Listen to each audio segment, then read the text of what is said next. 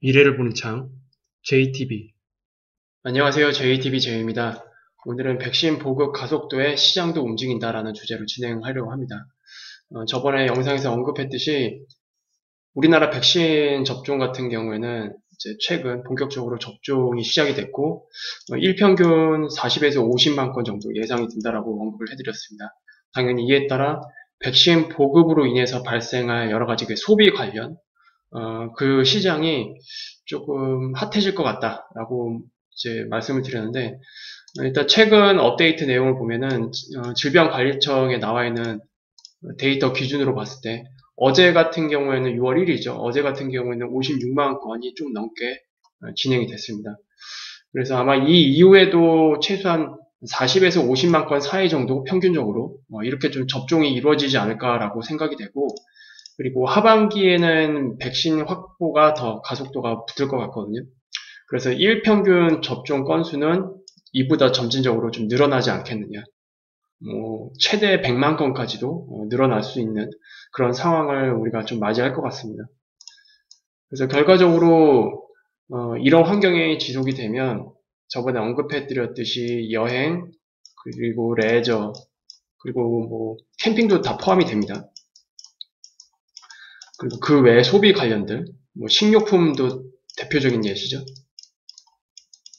그리고 여기에 추가로 조금 더 디테일화 시킨다면, 이제 하반기가 되면 지금 이 백신 접종 현황을 감안을 했을 때 아마 이제 등교하는 인구수도 늘어날 겁니다. 중고등학교에서. 그러면 당연히 급식 업체에 대한 영업 정상화, 이런 것들도 좀 예상을 해볼 수가 있겠죠. 그래서 크게 이것도 이제 식료품 쪽으로 같이 묶어서 보시면 될 것 같습니다. 그래서 이 시장 쪽으로 지금 자금이 5월 달부터 좀 많이 이동이 되고 있는 것으로 좀 판단이 됩니다. 그래서 전체적으로 지금 시장의 자금들이 어떤 식으로 지금 움직이고 있는지를 국내 상장된 ETF 쪽으로 초점을 맞춰서 한번 보려고 합니다. 일단 건설 관련 섹터, 건설 관련 섹터도 지금 상황이 굉장히 괜찮습니다. 계속 우상향으로 지금 진행이 되고 있고요. 그리고 산업재, 이 원자재 관련해서는 당연히 좋을 수밖에 없죠. 이거는 최근 다 트렌드를 알고 계실 겁니다. 이미. 특히 올해 들어오면서 원자재 값이 뛰면서 이런 것들이 그대로 반영이 되었을 거예요. 그리고 필수 소비재도 마찬가지죠. 그 다음에 경기 소비재도 마찬가지입니다. 필수 소비재랑 경기 소비재 차트는 살짝 비슷하긴 한데, 어쨌든 뭐 필수 소비재에도 경기 소비재가 포함이 되어 있을 테니까 같이 묶어서 보시면 될 것 같습니다. 그리고 철강 소비재, 이거는 이제 원자재 관련 중에서도 이 철강 관련이거든요. 이거는 저번에 뭐 철강 값도 포함해서 피크를 한번 쳤어요. 피크를 한번 쳤는데 차트가 완전히 무너진 상태는 아닙니다. 완전히. 보통 차트가 이렇게 위로 꺾이고 거의 뭐 절벽 수준으로 이제 올라가게는 거의 이제 피날레를 만든다라고 제가 말씀을 드렸잖아요.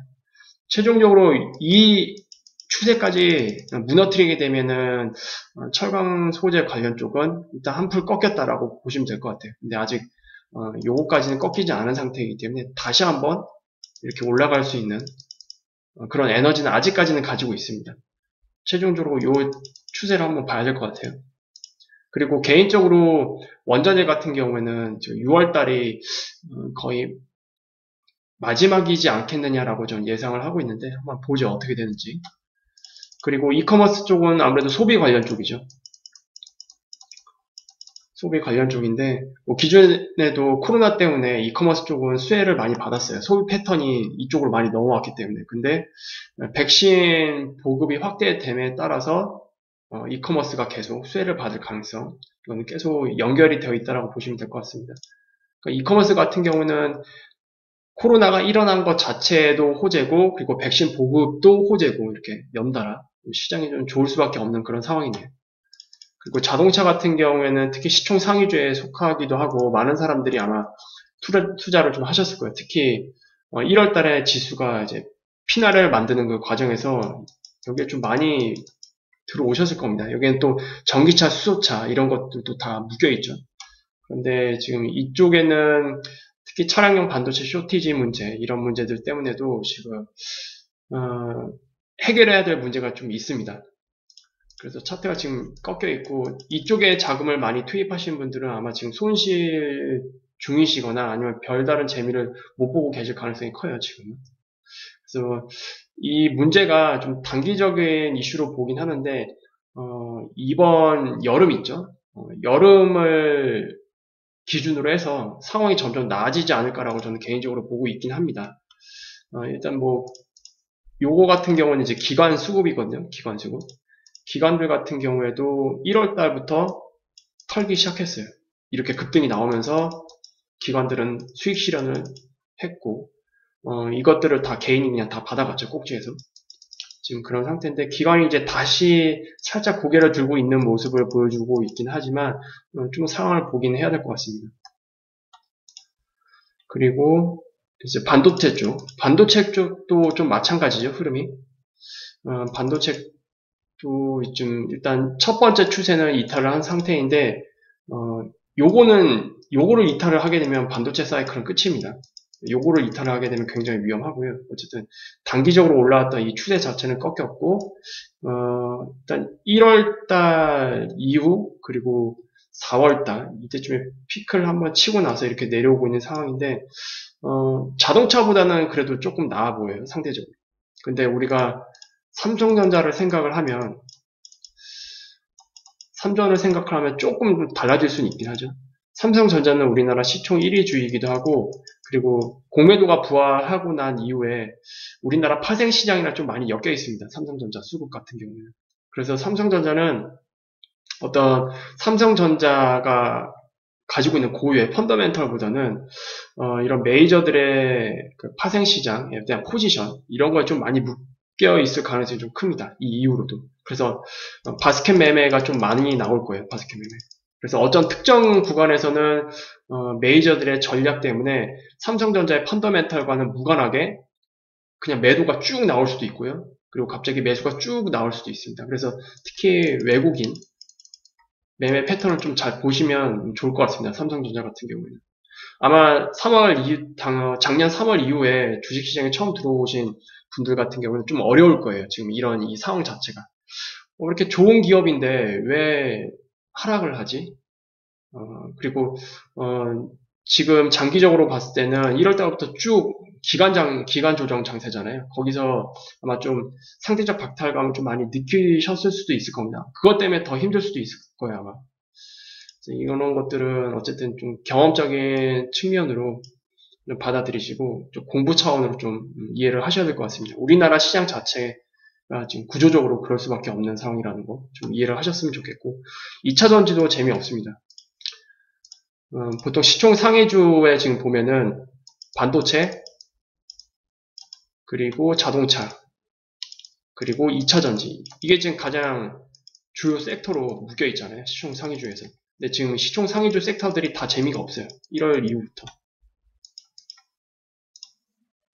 그래서 얘도 지금 고점을 좀 갱신하지 못하고 그냥 옆으로 기간 조정을 보여주는 이런 모습. 그런 형태로 좀 보여지고 있습니다. 그 다음에 뭐 크게 봤을 때는 이제 성장주라고 우리가 할 수 있는 이 IT 전체. 이제 자금이 이렇게 빠졌죠, 쭉 우상향으로.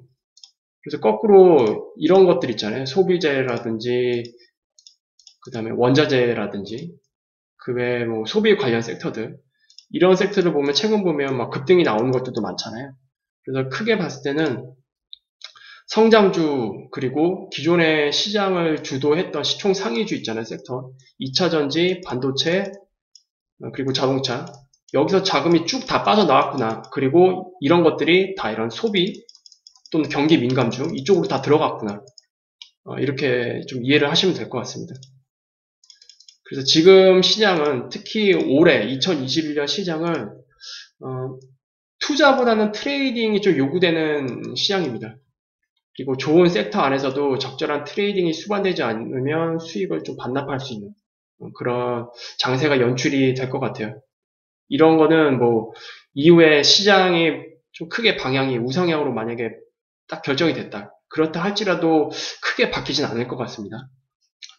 물론 그때 시장 랠리를 주도하는 섹터에서도 대장주가 있을 거 아니에요. 대장주. 이런 것들은 수익 매매가 가능하지만 우리가 통상적으로 봤을 때 지금 중소형주 위주로 이런 것들이 좀 움직이고 있어서 어느 정도 트레이딩이 요구될 수밖에 없는 그런 시장이라고 판단이 됩니다.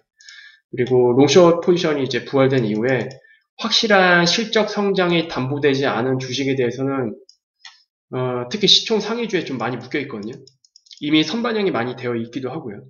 거기서 이제 바스켓 매도가 이어지는 바람에 상당히 좀 손실을 입고 있는 분들이 많고, 그리고 여기에서 자금이 경기 민감주, 그리고 백신 보급의 수혜를 좀 입을 수 있는 이 소비주 쪽으로 다 이동이 된 상태라서 이런 시장의 변화를 어느 정도 조금 느끼면서 트레이딩을 해야 될 것 같습니다.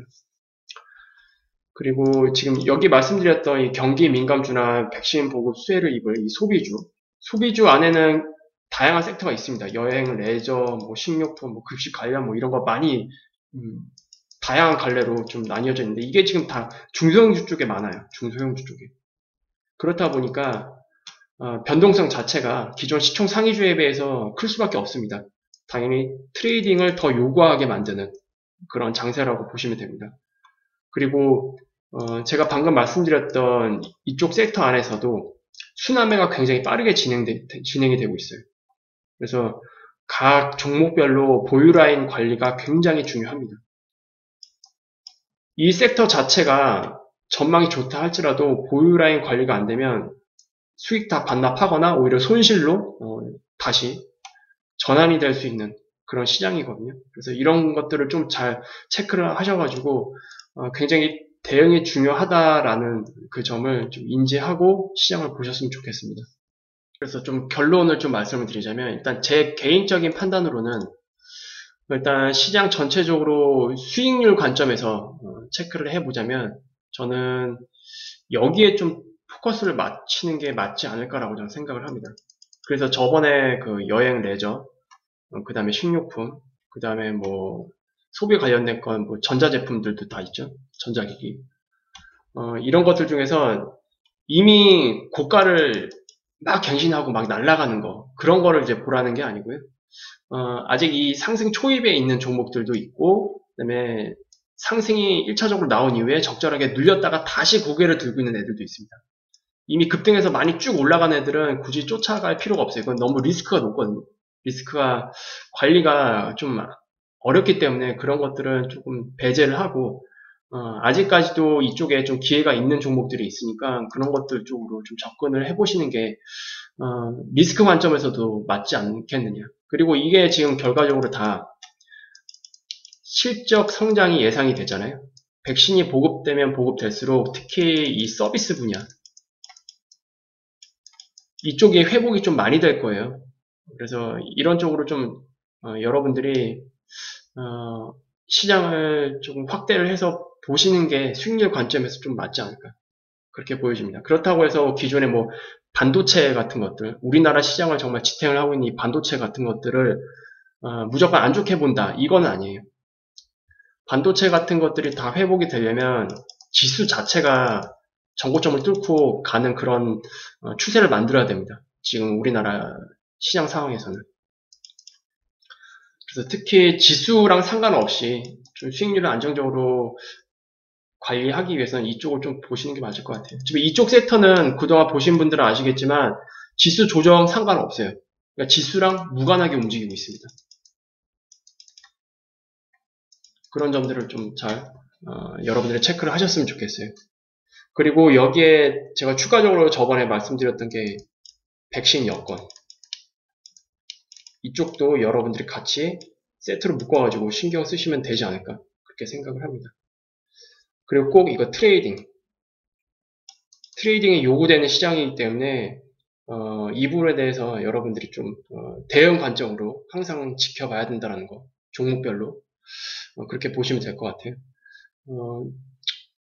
어려운 시장이죠. 이게 딱 솔직히 얘기를 하자면 투자보다 트레이딩이 요구된다는 시장 자체가 그만큼 난이도가 올라갔다는 거거든요.